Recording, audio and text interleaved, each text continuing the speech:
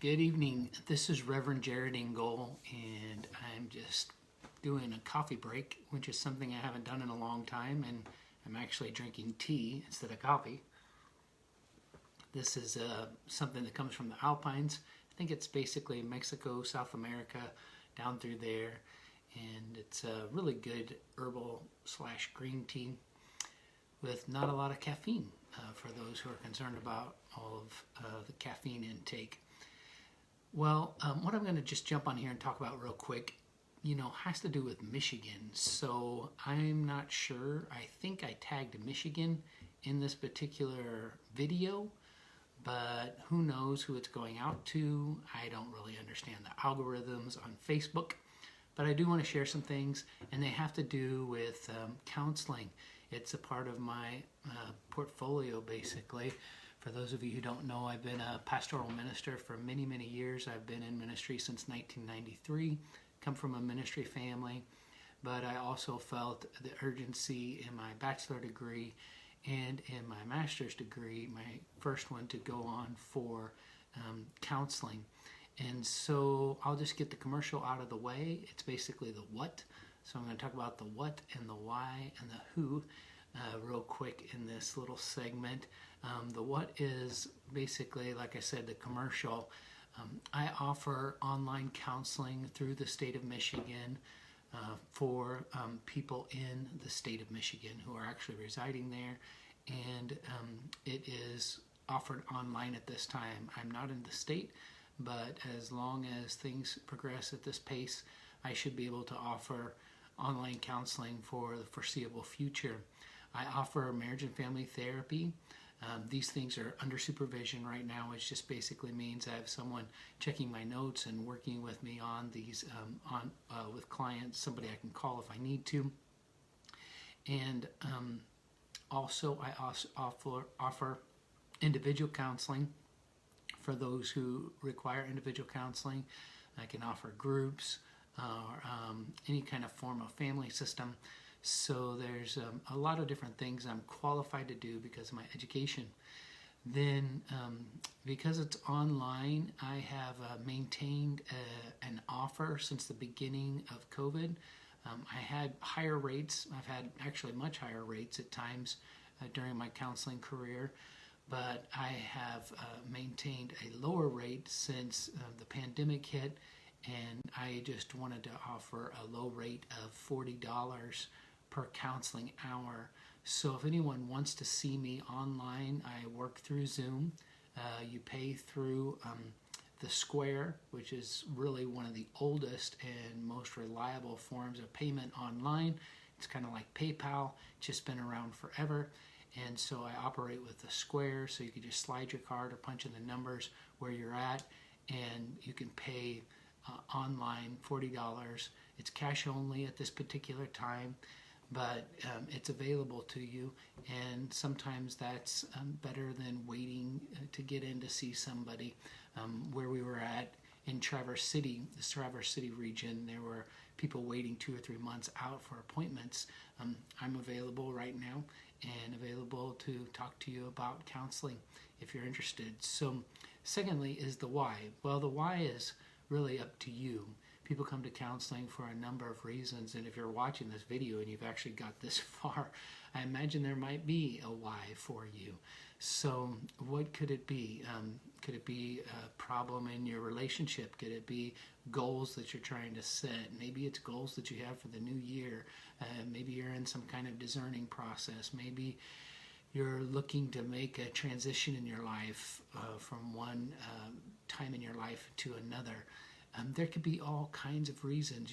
I'm sitting in front of one of the many Christmas trees in this home, and I think in terms of the fact that there are so many people that have lost a loved one during this time of the year. And so something as simple as brief therapy, just 2 or 3 weeks of time of just kind of meeting online just to kind of get somebody through this particular time and season, that could be a possibility as well. So there are many different whys, many different reasons that could bring you basically to the point of needing counseling or feeling like you need counseling. But I want you to know something I've always told clients: no matter what it seems like you need or what people tell you possibly, your need is your need, and it's important to you. It's whatever you feel like you perceive to be a need. It is a need. And so don't let anybody deter you or keep you from looking into finding the kind of help that you might require during a time, whether it's brief or long. And I've seen people now at different times just for 2 or 3 weeks. And like I said, for brief therapy, 5 weeks is generally a good amount of time to see a client. But I've also seen clients for a year, maybe 2 years. I've seen them quite often. It's not uncommon to see clients for longer than a year. And so whatever you need in your relationship with others, whatever you need internally, your interior life, the why, that's what brings you to the table. And I wanted to applaud you again for watching the video so far, if you have. Now, I just want to talk to you about the who. Now, there are 2 different ways to approach counseling and who is actually providing the counseling, and that's what I'm talking about here. The who is kind of me. You know, you bring yourself to the table. You have the why. You have the understanding that there's some sort of need. But why would you choose me? Who am I, basically, to you? Well, there's a common saying in counseling and in therapy, helping relationships, that it's the relationship that heals. And ultimately, I truly believe that that's the truth, that in some way there has to be a rapport, a relationship established, although it's professional, that it is the relationship that heals. Now, over time, of course, the counselor and the client establish a greater rapport the longer they go along in the relationship. But nonetheless, from the very beginning, it's the ability to allow people to feel comfortable, secure around them, that makes counselors so good at what they do. They provide an atmosphere where people can really heal from whatever problems they're facing, or they can dive into issues that they're trying to tackle and get to the bottom of, so to speak. There's another aspect to the who, basically, that I do want to bring out, and that has to do with the kind of the background. You know, there are people that you can see possibly that are better qualified in some respects. Like I said, I don't know of many that you can see face to face where you can just get in right away to see them or walk in to see them. A lot of times you have 2 to 3 months of a wait time. So the who can be based on qualifications. Certainly you may want or need somebody who practices at a different level or has a different type of specialty. But let me just share with you real quick what mine are. Like I said earlier, I'm a minister, have been since 1993. I've been very active in ministry all of these years. I'm also a licensed, limited licensed marriage and family therapist, practicing under supervision with the qualifications for both marriage and family and individual counseling.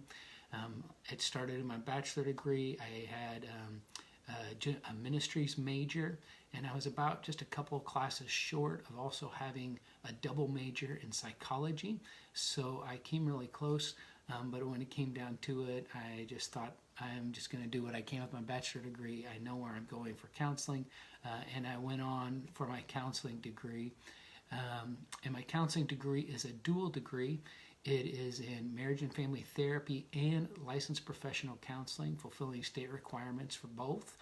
And so I can basically choose when I go into a state which banner I want to practice under. So it is quite a comprehensive degree.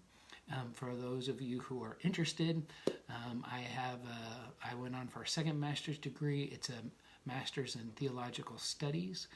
And this one is also quite a comprehensive degree. There are a lot of clinical doctorates in psychology that are Christian doctorates, and they require their they require their students to go ahead and get a master's in theology in preparation for their Christian doctorate, so that they can rightly, parse the Word of God and share the Word of God and good doctrine, because there are a lot of clients who are concerned about it, and they want to make sure that if they go to a Christian counselor, that Christian counselor is not just Christian in name only, but they know how to handle the Word of God as well.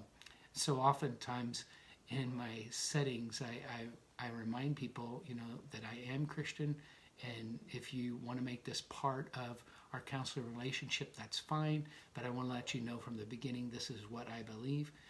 These are some of my basic beliefs. You can look them up on the internet if you like, but this is who I am. I'm a minister, and so I can't really do anything against my core beliefs and my organization's beliefs, but I can do a lot as far as counseling. And if the client invites that into the counseling session and wants to talk about that, that's fine. Some clients I don't talk about the Lord at all with, and that's their choice.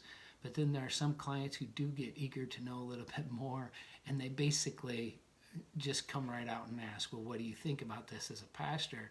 And I just say, well, just taking off my counselor hat and putting on my pastoral hat, or looking at this through biblical lenses, this is what I'm seeing that's going on. And some clients really, really appreciate it. So I do have the ability to integrate, and I have, not just in practice, but I've integrated with every paper that I wrote with my first master's degree, with every bit of research. I took time to integrate biblically so that I could have a foundation to talk to clients about the Lord if that came up, or to just use it as a backdrop that I could blend with psychological theory. For those of you who wonder about my experience, wondering, well, you're under supervision, you might just be a young buck. Well, again, have you ever done pastoral counseling?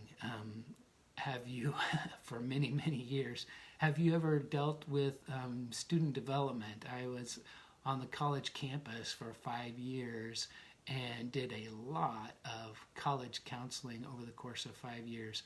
I've done counseling now in 2 states, and I do have kind of quite a bit of experience under my belt, although it may not all line up to state standards with marriage and family therapy. But nonetheless, I do have quite a bit of experience in that realm as well. So I just wanted to jump on here and share those things with you. Basically, the what am I offering as far as counseling, online counseling for those in Michigan for $40 only, and the why is really what you bring to the table, and I'd be happy to hear. Just meet with you initially if you'd like, set up a plan, see what we need to figure out, if it's brief therapy, if it's long term, and then the who, just what do I have to offer? And I offer it humbly, and have for many years. I've always considered it such a great honor to serve in any form of ministry, and I believe counseling is a form of ministry as well. So God bless you tonight, and just have a very Merry Christmas.